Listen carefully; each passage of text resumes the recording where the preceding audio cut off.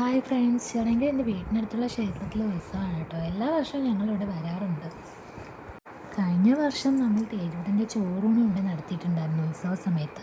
ഈ വർഷം മൂന്നാമത്തെ ദിവസമാണ് കേട്ടോ ഞാനും തേജൂട്ടനും അച്ഛനും അമ്മയും ഇവിടേക്ക് വന്നത്. ഏട്ടനൊന്നും വരാൻ കഴിഞ്ഞില്ല. ഒരു സൈഡിലൊക്കെ മിക്ക ക്ഷേത്രങ്ങളിലും കെട്ടുകാഴ്ച ഉണ്ടാകും. കെട്ടുകാഴ്ച എന്ന് വെച്ചാൽ കാളയെടുപ്പാണ് കേട്ടോ ഇവിടുത്തെ പ്രധാനം. പക്ഷേ രണ്ട് സൈഡിലൊന്നും ഞാൻ ഇതുവരെ അങ്ങനെ കണ്ടിട്ടില്ല. ഇനി ഉണ്ടോയെന്നുള്ളത് എനിക്കറിയില്ല. മൂന്നാമത്തെ ദിവസത്തെ പ്രധാന ചടങ്ങെന്ന് വെച്ചാൽ താലം എഴുന്നള്ളത്താണ് കേട്ടോ. താലം എടുക്കുന്ന എല്ലാവരും ചക്കമത്ത് ദേവീ ക്ഷേത്രത്തിൽ ചെല്ലും. അവിടെ നിന്നാണ് ഈ താലം പുറപ്പെട്ട് കുന്നിലമ്മയുടെ തിരുസന്നിധിയിലേക്ക് വരുന്നത്. ഈ വരുന്ന വഴികളിലൊക്കെ ദീപം കൊളുത്തി അലങ്കരിച്ചിട്ടുണ്ടാവും.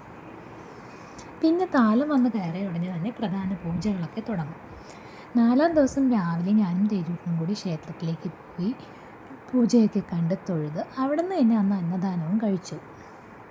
അന്ന് വൈകിട്ട് ദേവിയുടെ ഉടവാൾ എഴുന്നള്ളത്താണ് കേട്ടോ. ഞങ്ങളുടെ വീടിൻ്റെ മുന്നിലൂടെയാണ് ഈ ഉടവാൾ കടന്നു പോകുന്നത്. ഉടവാൾ കടന്നു പോകുന്ന വഴികളിലും എല്ലാവരും ഒക്കെ ദീപം കൊളുത്തി അലങ്കരിക്കും.